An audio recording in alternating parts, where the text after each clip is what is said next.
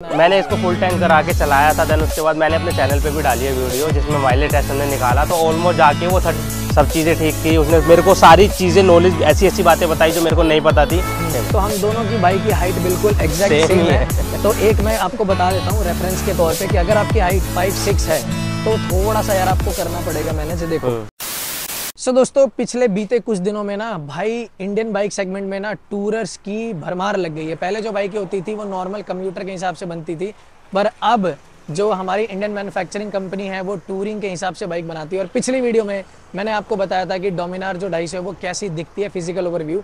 तो आज जो हम बाइक का रिव्यू करने वाले हैं वो करने वाले हैं डोमिनार 250। तो जैसे कि आप देख सकते हो ये वही बाइक है जिसका मैंने रिव्यू किया था, मतलब एग्जैक्ट वो नहीं है बट वही मॉडल है BS6 E20 कंपैटिबल और सेम कलर में। तो ये बाइक ज़्यादा किलोमीटर तो नहीं चली, बट इसके बारे में आपको मैं कोशिश करूंगा कि जितनी ज़्यादा इन्फॉर्मेशन है वो मिल सके, ताकि अगर आप इस बाइक को लेने का प्लान कर रहे हो तो आपको एक बेहतर आइडिया मिले। So without wasting a time video को स्टार्ट करते हैं। So welcome back to the channel guys, this is Sameer Khan and you are watching Moto world.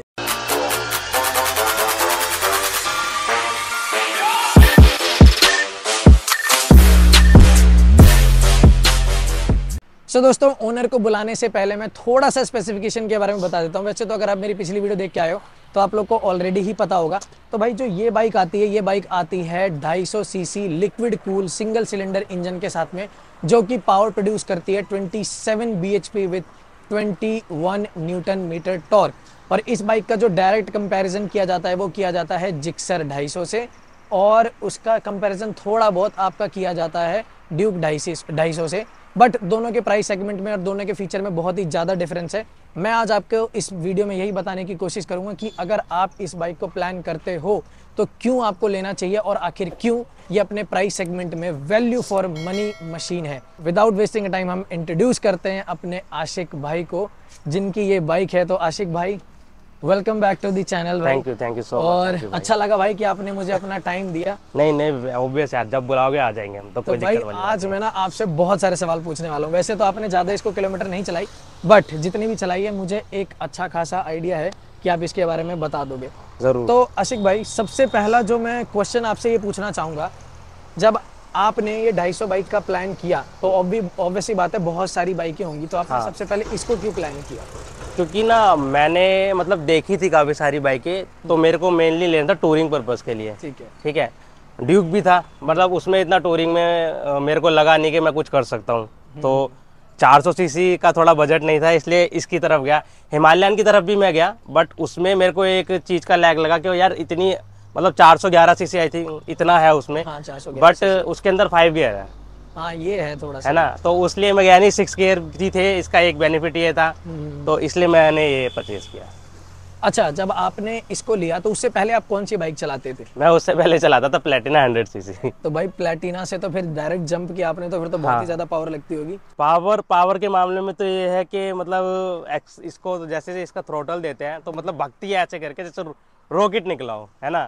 जैसे कि आपने जब इसको लिया तो एक प्लेटिना से एक मतलब डेली कम्यूटर व्हीकल से आना सीधा 250 सीसी पे, तो जो आपका फिजिकल ओवरव्यू था, जो फिजिकल प्रेजेंस थी जब आपने इसको चलाया, तो उसमें क्या क्या फील हुआ? मतलब एक राइडिंग सब्सटेंस में आपको क्या क्या फील हुआ था इसके अंदर? राइडिंग के पर्पज से तो ये था कि मैंने मतलब प्लेटिना पे भी काफ़ी लंबी राइड की थी। मैं काफ़ी दूर गया हूँ। बट उस टाइम पे क्या होता था ना कि जब मैं उसको चलाता था तो कभी कभार बैक में और पैर में पेन वेन का इश्यू रहता था। मैंने राजस्थान की राइड की है, निकालते साथ ही मैं दीदी के घर गया था, तो वो अप्रोक्स 200 किलोमीटर पड़ा था। लेकिन मेरे को इतना सा भी नहीं लगा कि इसमें कुछ मेरे को प्रॉब्लम हो रही है। लेकिन जो मैंने बैठ के चलाया तो मेरे को कंफर्टेबल भी लगा, ऐसा कुछ नहीं। पावर भी फील हुआ, बट थोड़ा सा ये है कि भारी है। अब भारी तो है, नो डाउट। 400 सीसी दोस्तों, बता दूं आपको, 400 सीसी और इसके अंदर में ना सिर्फ और सिर्फ 15 से 20 किलो का ही फ़र्क है। तो भारी तो है, नो डाउट, ये काफ़ी ज़्यादा भारी है। अच्छा, मुझे आपसे ये पूछना है कि जब आप लॉन्ग टूर पे गए थे तो आपकी क्रूजिंग स्पीड क्या थी, और कौन से ऐसे पॉइंट पे आपको फील हुआ कि हाँ यार वाइब्रेशन आ रही है, या फिर आपको ऐसा लगा कि इसमें वाइब्रेशन या कुछ भी एक कमी? स्पीड तो मैंने ज़्यादा पकड़ी नहीं, क्योंकि फर्स्ट सर्विस नहीं हुई थी। मतलब मुश्किल से 50-60 किलोमीटर चली थी और मैं लेके चला गया था। तो 80-90 के बीच में हमने इसको रखा। बट हाँ ये था कि अगर आप गियर डाउन करते हो और स्पीड ज़्यादा देते हो तो यार ऑब्वियस है कि वाइब्रेशन होनी है। अगर आप 5th गियर 6th गियर में चला रहे हो और 80-90 की स्पीड पकड़ रहे हो तो वाइब्रेशन का इतना इशू नहीं आता मेरे हिसाब से। हाँ ये है कि मतलब जैसे अगर आप ट्रैफिक वगैरह में इसको चला रहे हो ना तो हीटिंग इशू जरूर आता है भाई। अच्छा, हीट आपको फील होता हीट फील हुआ मेरे को, क्योंकि वो भी ये ऑब्वियस है यार कि जब आप उसको क्लच और रेस एक साथ दोगे, ज़्यादा करोगे तो हीट होती है। और वो चीज़ मेरे को मतलब लंबे रूट पे वो प्रॉब्लम फेस करने को नहीं मिला कि अगर आप ये हाईवे पे चल रही है तो इसका कोई ऐसा इशू नहीं आया कि ये हीट कर रही है। हीट तभी करती है जब आप दिल्ली जैसे शहर में या कहीं ऐसी जगह पे चला रहे हो जहाँ पे ट्रैफिक रहता है तब। अच्छा, इसके अंदर में जैसे कि है ना बाइक लिक्विड कूल सिस्टम के साथ में आती है, जिसका सबसे बड़ा प्लस पॉइंट ये होता है कि जब आप एक लंबे ट्रिप पे जा रहे होते हो तो इंजन को ठंडा करने के लिए जो इसका मैकेनिज्म है वो काफ़ी ज़्यादा अच्छे तरीके से काम करता है और एक इनिशियल आपको पुश मिलता है, या फिर आप ये कह लो कि एज़ कम्पेयर टू जो एयर कूल्ड सीसी या ऑयल कूल्ड सीसी इंजन होते हैं उसके कंपैरिजन में आप इसको ज़्यादा स्ट्रेच कर सकते हो। तो एक बात हो, आपने जैसे बताया कि एक साइड से 200 किलोमीटर का टच आपने किया जी, तो आपको कभी ऐसा फील हुआ या फिर आपके इंडिकेशन में कभी ऐसी आया कि हाई टेम्परेचर या फिर ऐसा कुछ? आप वैसे लेके कब गए थे ये सर्दी के टाइम पे या फिर? नहीं, मैंने ये बाइक परचेज की थी 13 अक्टूबर को। ओके। और मैं 4 दिन बाद ही चला गया था दीदी के घर, मतलब 17-18 तो बेसिकली मतलब ना तो ज्यादा गर्मी थी हाँ ना मतलब मॉडरेट तो ऐसा कोई वो तो इशू मेरे को फेस करने को नहीं मिला ना कुछ ऐसा कि हाँ ये होता है कि कई बार इसका जो क्या बोलते हैं उसको, ये क्या लगा होता है रेडिएटर फैन वगैरह ना, ये चलता है जब आप स्पीड पे लेके जाते हो और एकदम से खड़ी करते हो, गर्म होती है थोड़ी बहुत तो वो उसको हीट को कंज्यूम करने के लिए वो चला देता है, आप ऑटोमेटिकली फैन चल जाता है। अच्छा, ऐसा तो वो तो वैसे इसका मैकेनिज्म ही है कि जब इंजन को ठंडा करना होगा तो चलेगा।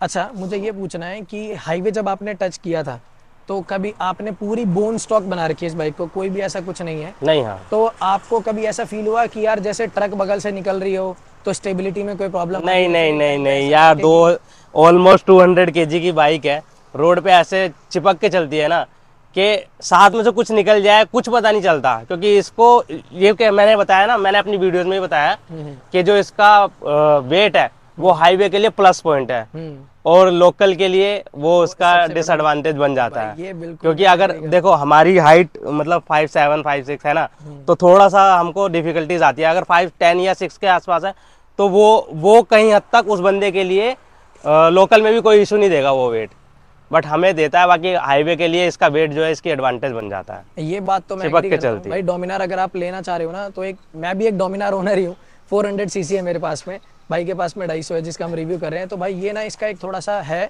नेगेटिव पॉइंट कि इसका वेट काफ़ी ज़्यादा है, और सबसे बड़ा जो नेगेटिव पॉइंट है वो है इसका टर्निंग रेडियस।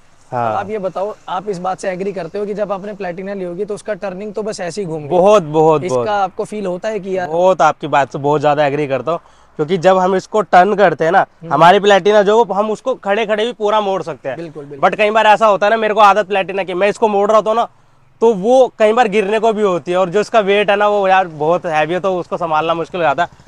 तो जो टर्निंग वाला जो आपने बोला पॉइंट वो तो वैलिड है कि भाई बहुत कम है इसका टर्निंग पॉइंट। तो भाई ये चीज आपको एक थोड़ा सा ध्यान में रखना पड़ेगा। अच्छा, अब आते हैं हम इसके माइलेज के ऊपर। वैसे तो आपकी पहली सर्विस नहीं हुई थी उस ट्रिप तक, हाँ नहीं तो माइलेज कम ही होगा, बट एक रफली आइडिया बताओगे कि ये क्या मतलब फुल टैंक में कितना है? मैंने इसको फुल टैंक करा के चलाया था, देन उसके बाद मैंने अपने चैनल पे भी डाली है वीडियो जिसमें माइलेज टेस्ट हमने निकाला, तो ऑलमोस्ट जाके वो 36 किलोमीटर के आसपास इसका माइलेज निकला। सीरियसली? जो मेरे हिसाब से बहुत अच्छा है। क्योंकि जब मैं इसको बाय करने का सोच रहा था ना तो मैंने बहुत सारी वीडियोस देखी थी, बहुत सारी मतलब भाई देखो कोई भी बंदा अगर महंगी बाइक लेता तो उसके बारे में जानना चाहता है, तो मैंने वो चीज़ें देखी थी। तो मेरे को ऑलमोस्ट कोई बता रहा 28 किलोमीटर, कोई 30 किलोमीटर, कोई 35, तो मैंने सोचा यार मेरे को अगर 30 भी देगी ना तो मेरे लिए इनफ हो जाएगा हाईवे के लिए। क्योंकि मैंने इसको लिया है टूरिंग के लिए, डेली कम्यूट के लिए मेरे पास एक्टिवा है, बाइक है। तो बट जब मैंने इसकी माइलेज निकाली 36 किलोमीटर, मैं शॉक हो गया कि यार रियली इतना देती है, वो भी फर्स्ट सर्विस से। कंपनी इसको बोलती है कि कम देती है,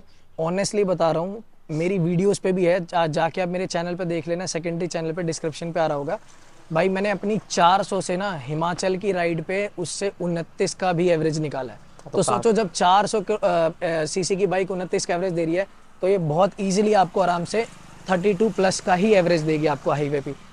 ट्रैफिक में थोड़ा सा कंडीशन चेंज हो जाता है क्योंकि आप लोग को पता है कि क्लच वगैरह बहुत इस्तेमाल होता है और फिर एक कॉन्स्टेंट स्पीड नहीं रहती, तो ये रीज़न है। But which is again very plus point कि भाई ये 36 का माइलेज देती है। अच्छा, इसका जो सीट है स्टॉक है बिल्कुल। भी स्टॉक आपको लगा कि यार मतलब दिक्कत कर रही है फिर ऐसा? हाँ, मेरे को थोड़ा सा लगा, मेरे को लगा कि थोड़ी मतलब ना, क्योंकि जो इसकी कुशनिंग है ना वो उस हिसाब से नहीं है, वो थोड़ा हार्ड में है।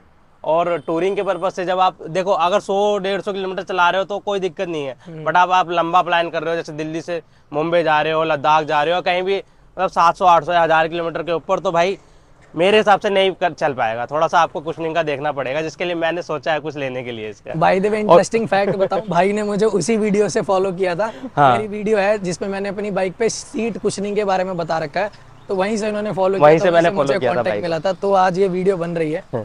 तो अच्छा, ये तो हो गई हमारी कुछ बातें माइलेज को लेके और राइडिंग सब्सटेंस को लेके। अब मुझे ये आपसे ये पूछना है कि जो इसके अंदर टायर है, वो टायर आता है आपका MRF का, पीछे का मिलता है आपको 130 सेक्शन, 130 17 इंच का रिम मिलता है और 60 विड्थ मिलती है, और आगे मिलता है 17 इंच का एक 100 सेगमेंट का 100 विड्थ है। तो आपको लगा है कि यार हाँ मुझे टायर में थोड़ा सा ऐसा होना चाहिए था, या नहीं, टायर अभी की तो ग्रिपिंग? देखो मैं बता रहा हूँ ना, मैंने 100 सीसी से सीधा 250 सीसी पे हाँ। जंप किया, तो मेरे को अभी कुछ ऐसा लगा नहीं है, क्योंकि मैं अभी निकला भी नहीं हूँ कहीं रोड वगैरह पे इसको लेके, हाईवेज वगैरह पे टूर पे, कि मतलब ये इशू फेस कर सकूँ। अगर लगेगा तो बेशक यार इसको देखेंगे अपग्रेड करने का, क्योंकि अभी ऐसा कुछ फील नहीं। हाँ, अभी ऐसा कुछ नहीं, क्योंकि अभी हम रोड पे ही चल रहे हैं। कई बार ऐसा होता है कि आप लेके निकल गए कहीं स्पीति वगैरह, लद्दाख वगैरह, तो वहाँ पे भाई ऑफ रोड की ज़्यादा आप पैच क्लियर करते हो, तो उसमें लगता है कि हाँ यार, बट अभी ऐसा कुछ नहीं है। तो अभी आप अभी satisfied हो? हाँ, अभी सेटिस्फाई हूँ अभी तो इस अच्छा, चीज़ से। इसकी ब्रेकिंग आपको कैसी लगती है? लोग ना बड़े ही ज़्यादा इसको क्रिटिसाइज करते हैं कि इसका जो पीछे का ब्रेक है ना, वो थोड़ा सा इशू करता है। इनफैक्ट मेरे वाले में भी है। वैसे मैंने एक सॉल्यूशन किया हुआ है, आप लोग को ही बता दूंगा थोड़े से लेटर पार्ट में। बट आप ये बताओ, जो स्टॉक ब्रेकिंग आती है उससे आप सेटिस्फाइड हो, पीछे के ब्रेक और आगे ब्रेक से? देखो, मैंने अभी तक ना इतना ब्रेकिंग किया नहीं, बट हाँ लगता है कि कई बार ना पीछे के ब्रेक में थोड़ा सा है, पीछे का ब्रेक पीछे का ब्रेक, क्योंकि हम जब पूरा दबाते हैं ना तब जाके वो एकदम से लगता है। तो मोस्टली मैं आगे का यूज़ करता हूँ, दोनों एक साथ ही करता हूँ मैं तो। चलो मैं आपको इसका एक थोड़ा सा टिप बताता हूँ और ऑडियंस को भी बता देता हूँ। भाई डोमिनार के ना सब कुछ अच्छा है, बट उसमें एक ही कमी है कि इसका जो पोस्चर है ना जिस हिसाब से, तो अब वो मैं इतना फिजिक्स टेक्निकल में नहीं जाऊंगा, बट जो ब्रेक फोर्स होता है वो थोड़ा सा इशू आता है। तो जब आप इसके अंदर में ब्रेक इस्तेमाल करते हो, स्टॉक है जब तक वो चलाओ, उसके बाद आप ना सिनेट्रेड ब्रेक पैड आते हैं, कोशिश ये करो कि वो आप चेंज करवा लो, आपका ब्रेकिंग सिस्टम एकदम अमेजिंग हो जाएगा। बहुत सारी वीडियोस है, आप जब सर्च करोगे ना तो लोग परेशान है अपने पीछे के ब्रेक से। ऐसा नहीं है कि लगते ही नहीं है, बट थोड़े से कम लगते हैं। हाँ, कम वो आता है उसमें। हाँ, बट एक चीज और भी बता दूं आपको कि जितना नेगेटिव थोड़ा सा इसके बारे में पीछे के ब्रेक के लिए कहा है ना, उससे डबल प्लस पॉइंट इसका पहले का आगे का ब्रेक है। भाई डुअल पिस्टन कैलिपर आता है, वो आपको 250 सीसी के अंदर में, which is very premium as compare to other bike. तो ये बात मेरे ख्याल से आप भी एग्री करोगे कि इसका पहला आगे का ब्रेक बहुत बढ़िया है, सीरियसली बहुत ज्यादा तगड़े हैं। और लोग कहते हैं कि ना आगे का ब्रेक मारना चाहिए, स्किड वगैरह हो जाती है, बट मेरे को नहीं लगता, क्योंकि इसका जो वेट है ना वो उसको जब आप ब्रेक मारते हो वो उसको कंज्यूम कर लेता है वो चीज़ों को। और ये डुअल चैनल ABS भी है, तो फिर एक वो भी टेंशन खत्म वो भी टेंशन खत्म हो जाती है। तो अच्छा, अब मुझे ये बताओ, आपने सर्विस करवा ली इसकी, तो सर्विस का क्या कॉस्ट आया था और आप कितने हद तक सेटिस्फाइड हो बजाज के सर्विस सेंटर से? देखो, बजाज के सर्विस सेंटर पे पता है क्या, अगर आप जा रहे हो ना तो आप टाइम लेके जाओ, ऐसा नहीं कि आप छोड़ के आ गए। वो मेरे हिसाब से तो वर्थ नहीं रहेगा, क्योंकि यार वो क्या कर रहे हैं पीछे से, क्या नहीं कर रहे हैं, समझ में नहीं आएगा। ठीक है, तो अब उनकी चालाकी मैं बता देता हूँ। ठीक है, मेरे साथ जो फील हुआ, मेरे को भाई ने इंजन ऑयल डाला, देन उसके साथ उन्होंने 3 बोतल सिंथेटिक ऑयल जो होते हैं वो डाला, तो बाकी सब ठीक था। सर्विस वगैरह लड़के ने ठीक करी, फैजल है वहाँ पर, उसने ठीक करी है, सब चीज़ें ठीक की उसने। मेरे को सारी चीज़ें नॉलेज, ऐसी ऐसी बातें बताई जो मेरे को नहीं पता थी, अपग्रेड करी इलेक्ट्रॉनिक वगैरह सब चीज़ों में। देन उसके बाद जब मैं बिलिंग कराने गया तो वहाँ पे जो मैडम बैठी थी और जो भाई बैठे थे, उनकी आपस में ही नहीं बन रही थी, तो उन्होंने मेरे को एक बिल बना के दे दिया 2150 रुपये का, पहली सर्विस का। अच्छा, मैंने कहा यार ये इतना ज़्यादा कैसे आ रहा है, आपने तो एक रफली बोला था 1700-1800 समथिंग कुछ होगा। तो मैंने कहा, और मेरे से सीधा बोलती है कि पे कर दो। मैंने कहा मैम बात ऐसी है, पहले आप मेरे को बिल दीजिए, देन उसके बाद मैं पे करूँगा। तो उस बिल के अंदर उन्होंने पता नहीं क्या क्या जोड़ रखा था, तब मैंने उनको बताया, क्योंकि मैंने आपको पहले बताया कि जब आप जाओ ना वहाँ पर तो खुद आपको वहाँ पर रहना है। बजाज का नहीं, कहीं पे भी आपकी कोई भी बाइक है तो आपको वहाँ रहना है, क्योंकि वो कुछ डाल देंगे, आपको नहीं पता डाला है कि नहीं डाला। ठीक है, तो उन्होंने, मैंने जो आपको बताया 3 जो सिंथेटिक ऑयल की थी, उन्होंने वो 5 जोड़ रखी थी। ठीक है, और मैंने उनका प्राइस देख लिया था, उस पर 85 था, उन्होंने 97 जोड़ा हुआ था पर बोतल का। तो मैंने उनको बोला कि ये नहीं है, ये कैसे डाला आपने? कह रही तो नहीं सर ये ना ऐसा है ना, एक्चुअली ना प्राइस अपडेट हो चुके हैं। तो मैंने कहा प्राइस अपडेट हो चुका है, बोतल तो वही है, उस पर तो 85 ही डला है। देन उसके बाद उन्होंने कम करा। उसके बाद रश क्लीनर वगैरह जो होता है वो सब बाइकों पे करते हैं, तो वो नया निकला था तो मेरी बाइक में ऐड कर दिया। मैंने कहा ये क्या है? कह रहे सर, तो फिर मैंने जो सर्विस कर रहा था भाई उनको बुलाया, उन्होंने बोला कि नहीं ये कंज्यूमर में नहीं ऐड करना आपको, ये अपना है। तो वो कम हुआ, वो कर मतलब काफ़ी सारी चीज़ें कम करवाने के बाद जो बिल आया था वो आया था 1718 रुपये का। 1718 रुपये का। तो भाई मैं एक चीज़ बता दूं, और एक चीज़ और मैं बताना चाहता हूँ कि ना अगली सर्विस उस टाइम तो मुझे ध्यान नहीं आया, लेकिन नेक्स्ट सर्विस में मैं जरूर इसका ऑब्जेक्शन उठाऊंगा कि यार जब आप उस पे प्रोडक्ट पे लिखा होता है इंक्लूसिव ऑफ ऑल टैक्सेस, तो उसके बाद वो उसमें ऐड करने के बाद प्राइस में क्यों टैक्सेस लगाते हैं, मुझे समझ में नहीं आता। खैर ये तो आपका बिल देख के ही पता चलेगा। बट एक जेन्युइनली बात बताऊं तो यार बजाज की सर्विस महंगी नहीं है। हाँ। मैंने अपनी बाइक की जो सर्विस कराई है, मेरी अब बाइक ना सारी अनपेड होती है, मतलब जैसे फ्री वाली खत्म हो चुकी है, तब जाके यार मेरी मेजर सर्विस का जो बिल आता है ना वो 2500 रुपये आता है, जिसके अंदर में मेरा ब्रेक भी इंक्लूड होता है, स्टॉक ब्रेक्स होते हैं आगे पीछे के दोनों, ठीक है, और थोड़ा बहुत ल्यूब व्यूब भी सब कुछ करवा लेता हूँ। बट हाँ ये हो सकता है कि मैं अपना हरियाणा में कराता हूँ, क्योंकि मेरी सेटिंग अच्छी है, उनसे मेरी बोलचाल अच्छी है। और एक एडवाइस दूंगा कि जहाँ पे आप सर्विस कराते हो रेगुलर वहीं पे करवाओ, ताकि आपकी थोड़ी सी बॉन्डिंग बन जाए। तो आपने शायद दिल्ली में कराई होगी ये सर्विस? हाँ वही जहाँ पालम वाले में। अच्छा, तो ये भी थोड़ा सा है। बाय द वे दोस्तों आपको बता दूं, इसकी जो सिटिंग हाइट पोजीशन है एग्जैक्टली मुझे याद नहीं, शायद 820 mm है, जो आपकी डोमिनार 400 और 250 में दोनों में सेम है। तो हम दोनों की बाइक की हाइट बिल्कुल एग्जैक्ट सेम है। तो एक मैं आपको बता देता हूँ रेफरेंस के तौर पे कि अगर आपकी हाइट 5'6" है तो थोड़ा सा यार आपको करना पड़ेगा मैनेज। देखो अब जैसे कि आप देख सकते हो मेरी हाइट 5'6" है, तो मेरा ना ये टिप्टो होता है दोनों साइड का, ठीक है, तो ये दोनों साइड का टिप्टो होता है, देख सकते हो आप। मेरा भी सेम ही आता है। तो सेम ही आता है ना आपका भी, तो भाई ये चीज एक ध्यान रखनी ही पड़ेगी। पीछे या तो हील वाले ऐसे ऊंचे वाले जूते ले लो। हाँ। बट अगर आप 5'7" के हो ना तो परफेक्ट हो। वैसे इतना कोई मेजर प्रॉब्लम आती नहीं है, धीरे धीरे जैसे आप चलाओगे हैबिचुएट हो जाओगे, क्योंकि मैं भी हो चुका हूँ। स्टार्टिंग में थोड़ा सा डर लगता है, 200-300 किलोमीटर तक डर लगता है कि हाँ यार कुछ होगा, पावर बहुत ज़्यादा है इसके अंदर में। पर और एक छोटा सा मैं आपको बता दूं, मैं अपने ऑडियंस को कोशिश करता हूं कि एग्जांपल दे पाऊं। देखो अगर आप इस बाइक को ना ड्यूक 250 से कंपैरिजन करोगे, मैं मानता हूं कि उसी का इंजन इसके अंदर में बोरो किया है, थोड़ा सा बजाज ने ट्यूब किया है, बट ड्यूक 250 आपके 400 की प्राइस की आती है। दूसरी बात कि उसका जो सर्विस कॉस्ट है ना वो बहुत बड़ा मेजर रोल प्ले करता है, क्योंकि वो बहुत प्रीमियम बाइक कहलाती है अपने आप में। तो ये लगा लो जैसे इसके अगर सीधा आपको 1700 रुपये पड़ रहा है ना, तो इसके अंदर सीधा आप 1000 रुपये हर चीज़ पे एक्स्ट्रा जोड़ दो, 2700। अगर इसका बिल आएगा 2500 तो उसका 3500 आ जाएगा। तो वो एक बहुत ही बड़ा मेजर रोल प्ले करता है, और यही रीज़न है। प्लस वो हीट ज़्यादा मारती है और उसमें एवरेज बिल्कुल नहीं आता, क्योंकि वो 31 bhp है। बट वही अगेन प्राइस बहुत मैटर करता है। तो दोस्तों आई होप आपको लगभग सारी चीज़ें पता चल गई होगी, माइलेज क्या है, इसका जो फीडबैक है सर्विस का वो क्या है। तो ज़्यादा इसके अंदर मैं कुछ बताने लायक था नहीं, क्योंकि सिर्फ 500 किलोमीटर का ये ओनरशिप रिव्यू था। भाई से हम दोबारा कांटेक्ट जरूर करेंगे जैसे एक लंबा किलोमीटर क्लॉक हो जाएगा, क्योंकि उसके बाद ही पता चलता है कि आपकी बाइक कितनी खरी उतरी आपके पैसे पे। बट एक सजेशन ये दूं कि भाई अमेजिंग है, गो फॉर इट। और एक और रिव्यू अभी इसका आएगा, मैं इस पे ना एक एक्सप्लोरर किट लगेगी इस पे पूरी, फिर उसको हम चलाएंगे, फिर दोबारा सा भाई हमको बुलाएंगे, तो उसका भी आप भाई के चैनल पे देख लेना रिव्यू वगैरह, कि वो किट लगाने के बाद इसका क्या मतलब लुक आता है, क्या इसकी बल्कीनेस बढ़ जाती है ना। तो भाई वो चीज आप देख लेना, और भाई के चैनल को जरूर सपोर्ट करना। तो भाई यहाँ पे कर लेना भाई, यहाँ पे थोड़ा बहुत देखो। तो ये है चैनल आशिक अमरोही व्लॉग्स, डिस्क्रिप्शन में मैं सारी डिटेल दे दूंगा, भाई को बिल्कुल सपोर्ट करना यार। और साथ के साथ मेरा जो दूसरा चैनल है, अगर बहुतों को नहीं पता तो मेरा एक सेकंड चैनल पे जिसपे मैं अपनी लाइफ स्टाइल से रिलेटेड चीज़ें दिखाता हूँ, और कैसे ये सारी चीज़ें शूट मैनेज होती है सब कुछ, वो आप जाके देख सकते हो। तो आई होप दोस्तों आपको ये वीडियो काफ़ी हद तक हेल्पफुल लगी होगी। तो अगर आपको वीडियो अच्छी लगी है तो भाई वीडियो को लाइक कर देना, चैनल को सब्सक्राइब कर देना। तो मिलेंगे हमारे ऐसे किसी नेक्स्ट रिव्यू में। Till then bye bye.